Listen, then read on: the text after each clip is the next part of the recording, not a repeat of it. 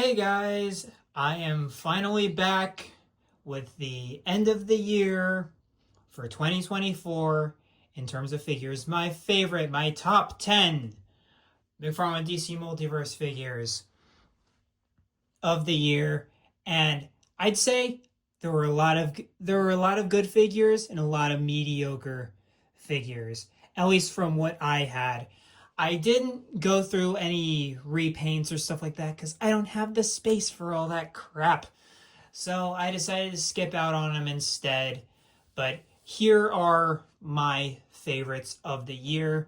And this is encompassing all of my reviews since I uploaded my last top 10 video for 2023. It's been a minute. But and you might notice there is 12 figures here. Well, that's because I have some honorable mentions up here that I just couldn't leave out.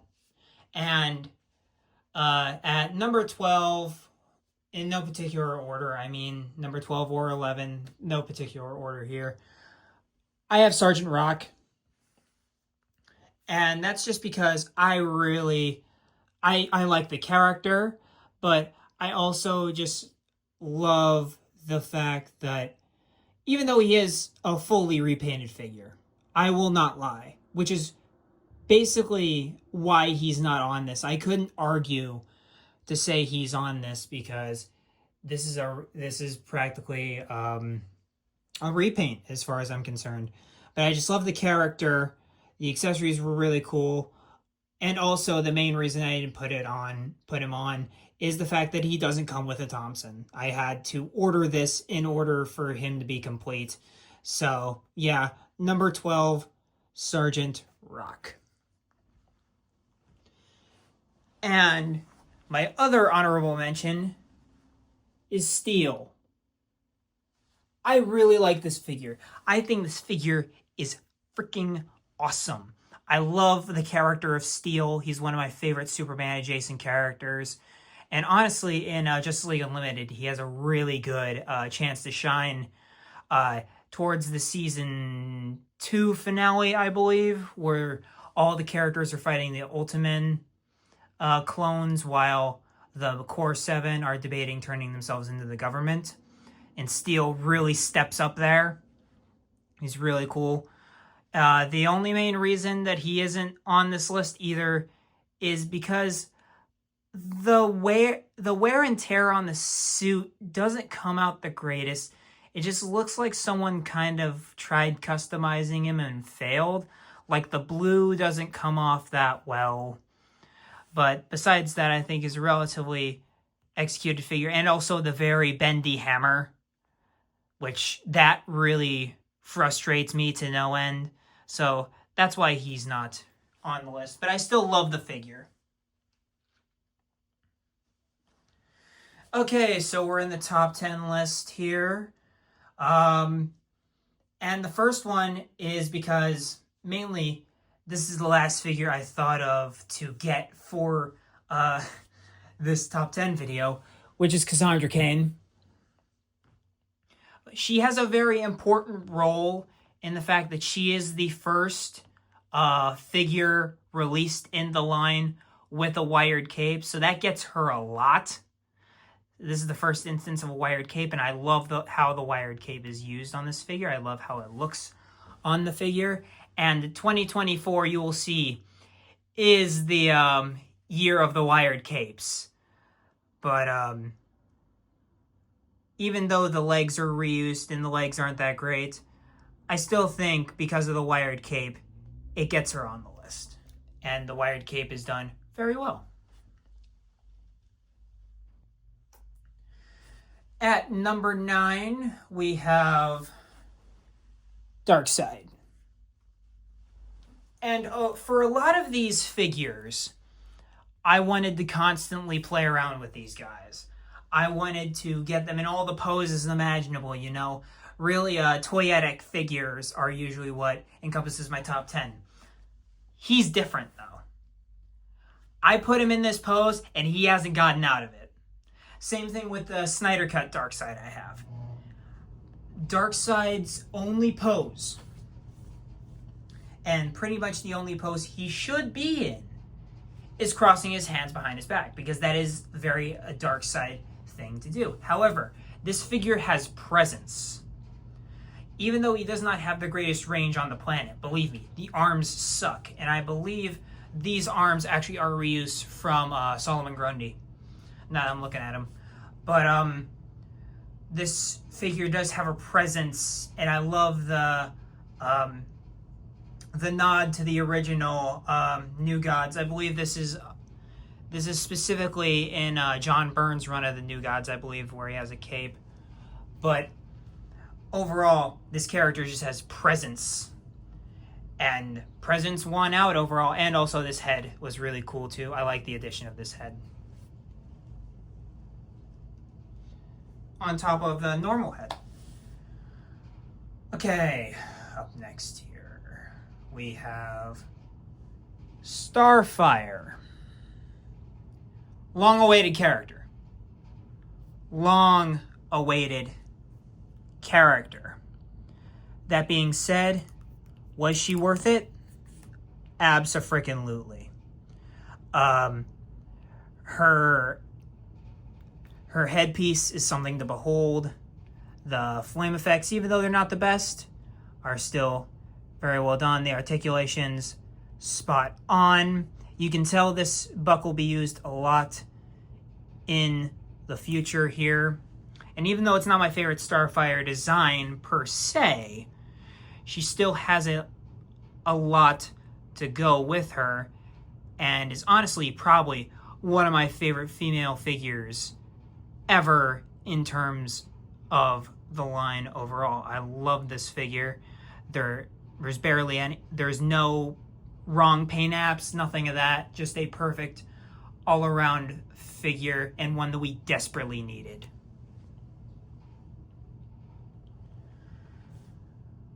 What's this? 10, 9, 8. At number 7, took me a minute. At number 7, we have, who do we have for number 7? This is where it gets tricky. We are going to go with Damien. I love this Damien figure. It's the best Robin they've put out so far. Even if the legs are reused, the cape and the hood are just phenomenal pieces. And that head is straight out of the Frank Quitely Grant Morrison comics. He looks like a little snot. The sneakers are done really well. All the colors pop. It's just the perfect blend of bringing a design into figure form, and Todd and company really crushed it with this Damien here. And I don't like Damien, and I got this figure, so that tells you a lot about the quality of this figure. Up at number 6, we have Earth 2 Superman. And I freaking love this figure. All of these figures I have up here, I love to death. These are some of the best figures they've put out in the line, period. And this Superman figure is phenomenal. The buck works perfectly for Superman, and I love and I hope that the Max Fleischer Superman has this buck, because he works so well for an older, more golden age looking Superman. And even the fact, because in Crisis this Superman is older, he has the older head, which just looks pretty much like if Max Fleischer Superman grew old. And it just looks phenomenal all the way around. I love the gray brushstrokes in the hair. You, of course, have the wired cape, which looks great with the S presentation, looking phenomenal. and just an overall, probably the best Superman they've ever put out to date.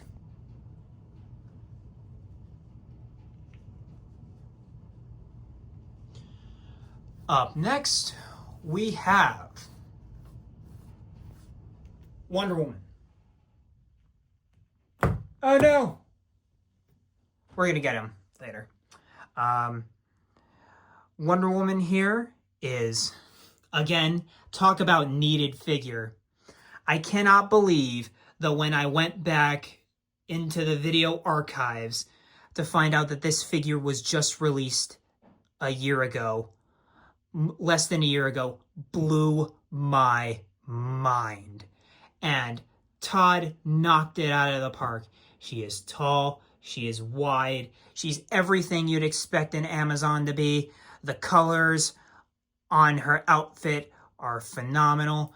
She's got everything. She's got the shield, she's got the sword, the lasso, just everything you'd want in a Wonder Woman figure.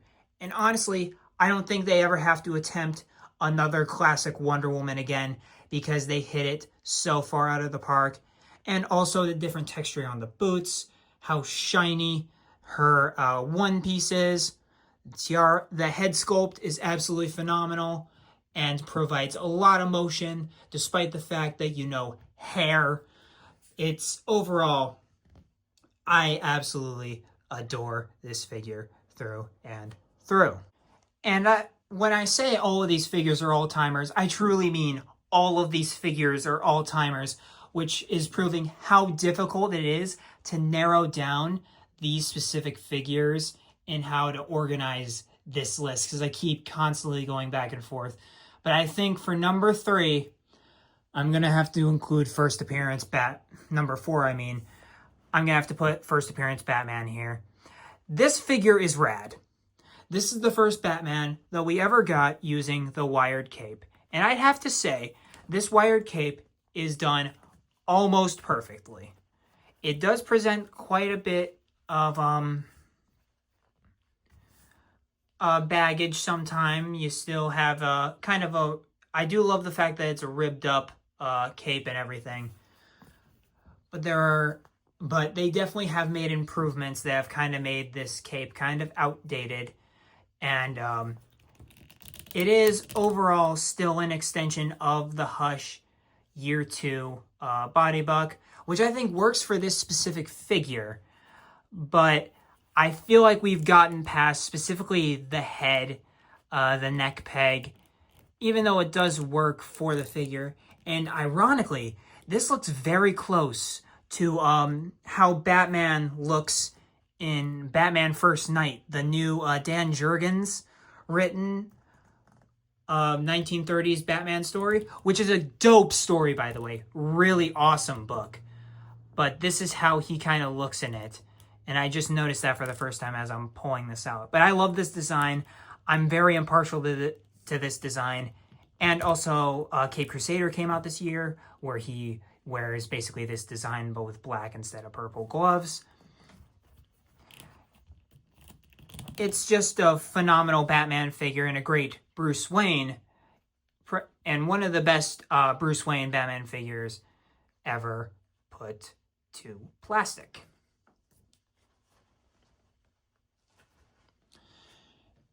And then there were 3. And the third one I'm going to have to go with is Dick Grayson Batman. From the same run as Damian, the Batman and Robin run from Grant Morrison and Frank Quitely, this Batman is perfection. Everything down to how they sculpted the bunches, the different gauntlets and everything. Like they literally, down to the body type. Like this would not be considered a good Bruce Wayne body buck. But this is a perfect Dick Grayson body buck because of how small he is, because of course Grayson's an acrobat. And again, how it bunches in the shoulders and the different wrinkles in the pants and all that. The belt looking Nightwing inspired while also looking surprisingly dated, down to the boots, which are probably the best Batman boots they ever made. I really like how they did these boots down here. And just, I cannot say enough good things about this figure. And also the fact that with the alternate hands, he comes with the Batman, the electrified gauntlets. Those are really cool. And of course, the wired cape, which looks brilliant. The way it drapes over the figure is something to behold. And of course, just one of my favorite figures in the line. And number 2 is Adam West. When I saw this figure, I kinda was nervous about it because Adam West's suit is naturally ugly because it's a guy wearing a bat costume. It's not particularly flattering, and if you have a figure that reflects that, it could look really ugly. But they put their all into it. This is, in my opinion, outside of like the higher end stuff like Hot Toys and stuff like that, this is the definitive Adam West Batman. I mean, look at that head sculpt alone. That's a phenomenal head sculpt for Mr. West there. And he looks as goofy as ever. And the inclusion of the Batusi hands go for a lot with this figure. I mean, down to the painted on bat emblem, the belt, the trunks, how everything bunches up. And I do love how long the cape is. They made it look ridiculous. Even though his cape was not nearly this long, overall, I really had a fun time with this guy. And I was posing. I could not get my hands off of this figure. Like, it was bad. I literally just had to put him in a pose and throw him on the shelf so I wouldn't be playing with him all night. Like, it was bad. It was really bad. But yeah, Adam West at number 2. Really love this figure. 10 out of 10 figure. And then, of course, number 1 is Jonah Hex. I love this figure so much. I mean, I'm a huge fan of Westerns, so there could be a bit of bias coming through, but at the same time, like, look at that head sculpt. That's absolutely phenomenal stuff right there. And specifically when you have it, like, down like that, you could do a lot of stuff with this figure. Or like in the first appearance of Jonah Hex in Weird Western Tales, where you just largely have him from this portrait. You don't have him looking on or this way. It's largely just like this. So there's actually a reveal in the first issue of his face, which I really do like. And the duster that they included is basically my assumption anyway, what they wanted to do for Boomerang, but they couldn't get it right. And they got it right here. And also, you know, you can't help but have the return of firearms to the line being another one that's just... And this one does have a lot of aura points. I will say that. This has a lot of aura points. And this was another figure that I just... And there's also so many accessories with this guy. Like, you gotta think here. Dude comes with a whole horse, twin revolvers, a knife on the back, and then he comes with a whole other belt full of, like, a tomahawk and a cutlass. So there's numerous opportunities for what you can do with this man, while also having a ridiculously good face sculpt, the absolutely phenomenal duster here, and overall, just a really solid sculpt here, which I guarantee will be used on other figures outside of Jonah. Of course I had to give him number one.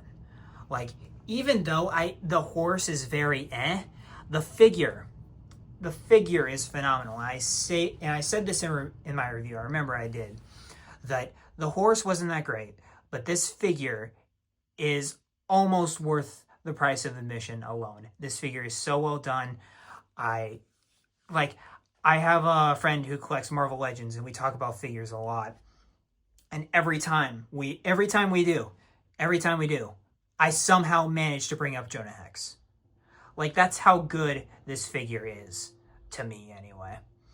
But yeah, guys, that's kind of it for my top 10 of the year. And hopefully more reviews to come this upcoming year in 2025. And just by the way, this kind of took a long time to come out because right as I was kind of thinking about doing this, my phone's camera broke. And so I just got my replacement phone today. And then the wave for Simon Baz, Mr. Terrific, Grid, and Christopher Reeve Superman came in. And I was going to get that underway, but I said, no, I got to do this video first. So I did, and I bit the bullet and got a new phone, and we're back on track here. And I'm still trying to figure out what to do in the downtime for this channel, because I know there's a lot of downtime. I know my viewership isn't the best because of that. I can tell these things. But let me know what you guys would want to see outside of figure stuff. I'd really want to hear some of your suggestions. I do want to stick to mainly DC, though, because I'm not that knowledgeable on Marvel, and don't even get me started on like indie books, because I have barely read any indie books. But of course, let me know your suggestions down below, and as always, like, comment, subscribe. Tell me what you think about the list, and more suggestions on stuff about the channel down in the comment section down below. It really helps me out and really gets me through the editing process of getting these reviews out to you guys. It really makes it worthwhile to engage with you guys. And as always, keep collecting, be kind and courteous out to one another, and I will see you guys in the next review.